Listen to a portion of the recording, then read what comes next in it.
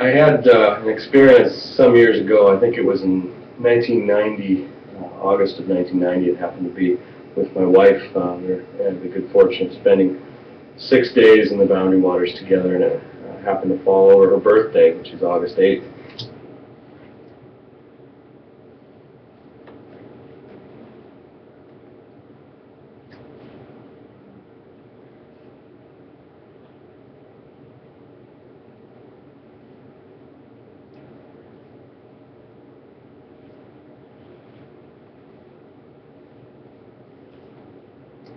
And I had, as so many times, decided to ford a long portage by walking upstream and making our own little route out of the day. We were fording a 300-plus rod portage, which is a pretty extensive portage, and so I thought we could take some time off of it. She wasn't real.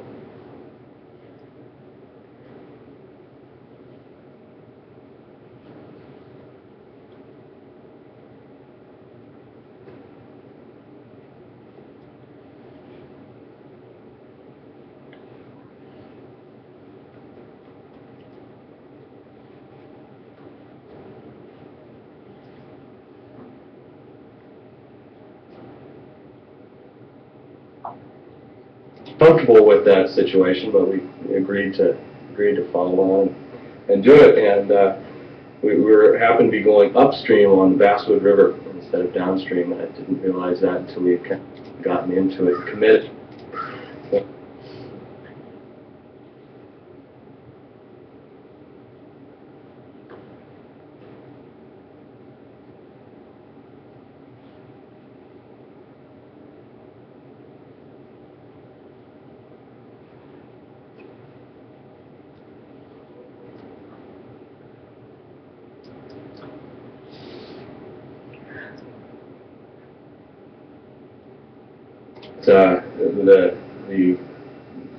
The portage consisted of pushing the canoe up a series of small falls and kind of lining around some rapids, and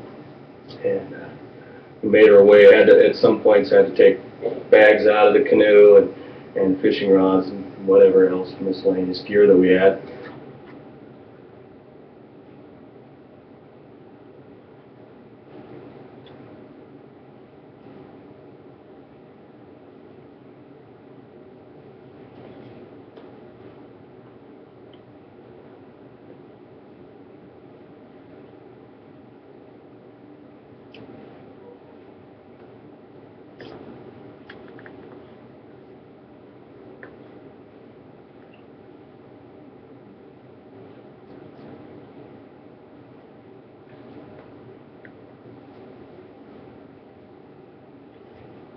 And make our own paths through the woods, which proved to be pretty tough. As you know, if you spend some time in the Boundary Waters, it's pretty thick forest.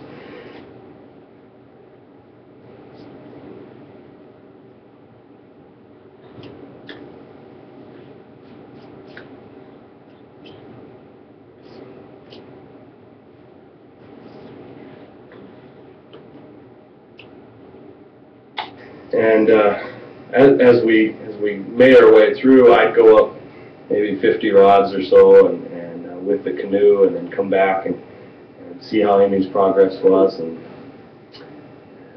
we probably spent three and a half, 4 hours. And when we started this adventure, it was right around lunchtime. So 2 hours into it, the frowns and the long faces started to show up and remind you that it was her birthday.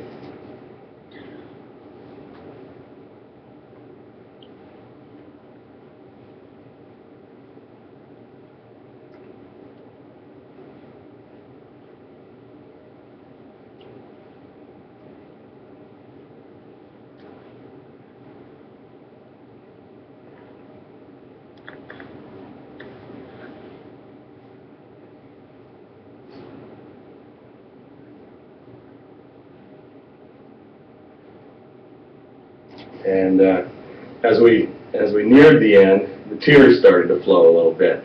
And when I'd come back and I'd reassure and try and say, "Come on, honey, this is a good day, and any day in the Boundary Waters is a good day." no matter what the adversity or inclemency is. Um, and as we showed up toward the headwaters where the river begins from a larger body of water, we just finished, kind of had come out into the opening.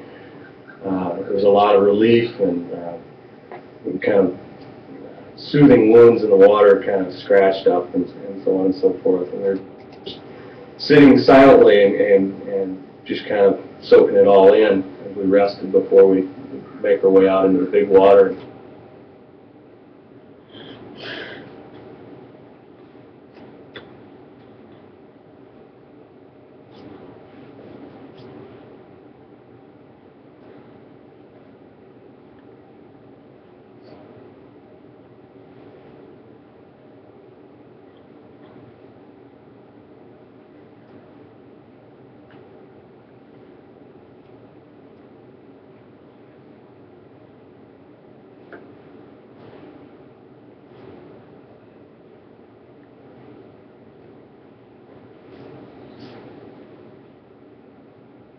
And to find a campsite, and it just seemed like, oh man, we might have wasted a whole bunch of time. And all of a sudden, we started to hear some ruckus and racket coming from an old, what looked like an old overgrown beaver lodge off into the side of this little nook where we were sitting. And we started hearing these little chattering sounds, and sure enough, the grass was moving, and we both were keenly interested in what was going on there. And all of a sudden, some otters started showing up and moving around and frolicking, literally playing with one another.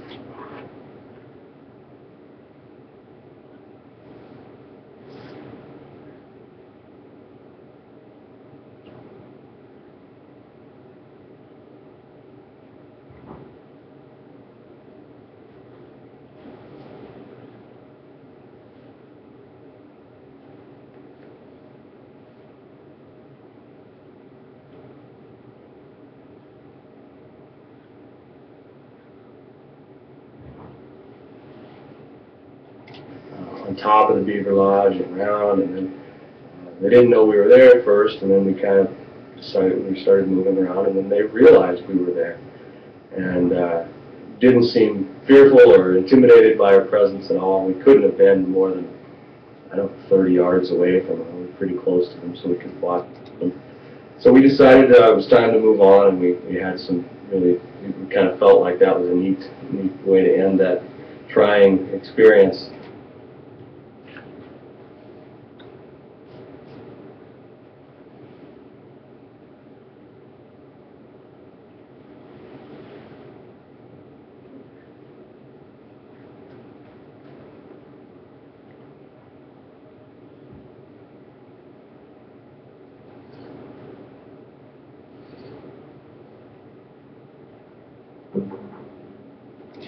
And as we loaded the canoe, the otters kind of really watched us. We made a few more noises as we were putting things in. We got in the boat and kind of eased our way over closer, and we were able to get a couple of photographs, which was really neat, and we still have. And the bay was sort of a long, narrow bay, and as we paddled, we weren't in any hurry. We knew that we were going to find a campsite, and the sun was starting to set, and it was really quite peaceful.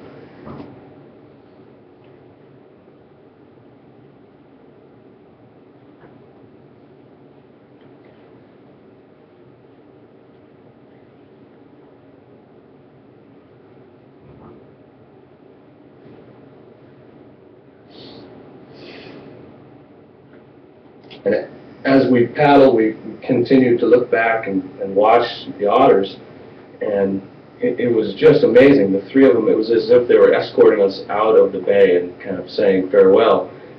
Three, if you've ever watched otters swim, it's like a periscope. Their head sticks up, and they just kind of move along this way. And all three were right next to one another, kind of swimming along. We paddled real slow. We weren't in a hurry because we were just marveling at this experience, and I'm not sure why it was happening, but we were happy by it nonetheless.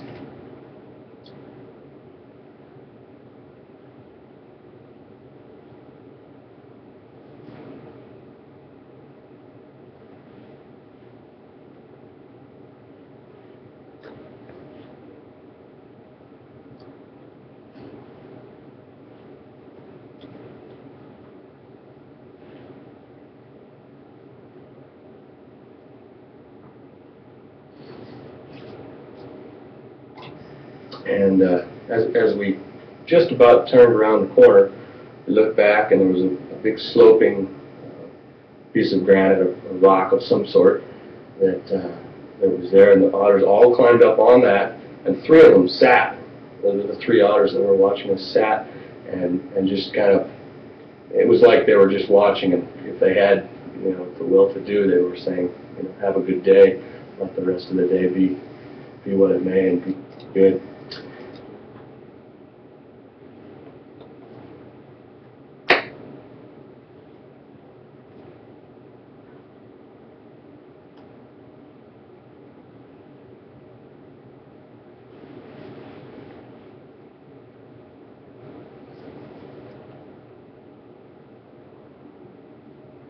And so we turned around the corner, and sure enough, there's a gorgeous campsite right there. We had everything kind of all laid out inside. And Amy decided we put up the tent as we do. We kind of get everything dialed in first, and then worry about dinner after that. And she said, "I'm going to go get some rest." I went in and took a rest. And right about dusk, when the mosquitoes start to really come out, I had packed a brownie mix in our packing of food, and thought, I'm going to surprise her, making her a little cake, brownie, quasi-cake kind of thing.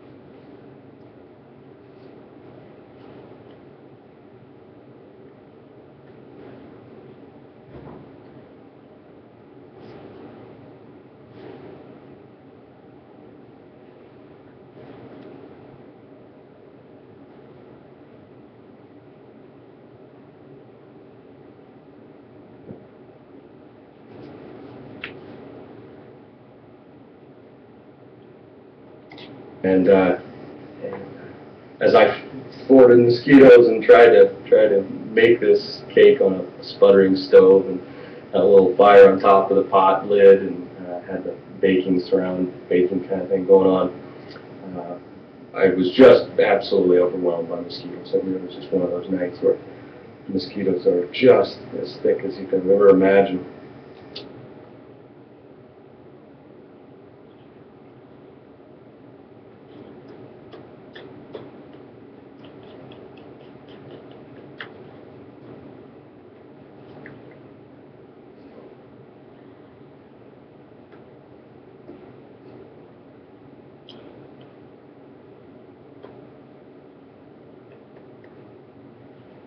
And right as I had finished everything up, and I thought, okay, I'm going to surprise her, I said, "Amy!" And I didn't get a response. "Amy!"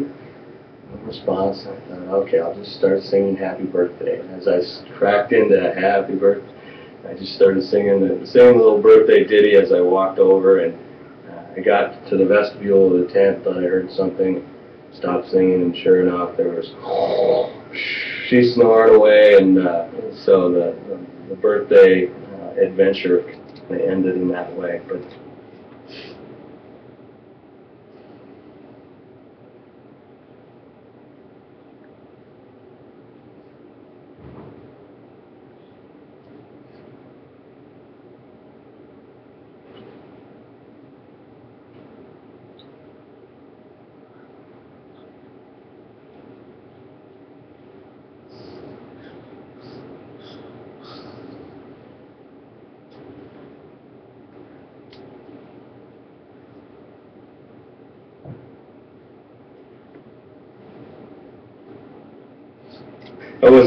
that was a story that sticks in my memory quite well, as a situation where the Boundary Waters is a magical place in a lot of different ways, and I think it was just a story that was fond for me. I had a lot of fond memories about. I wanted to share that.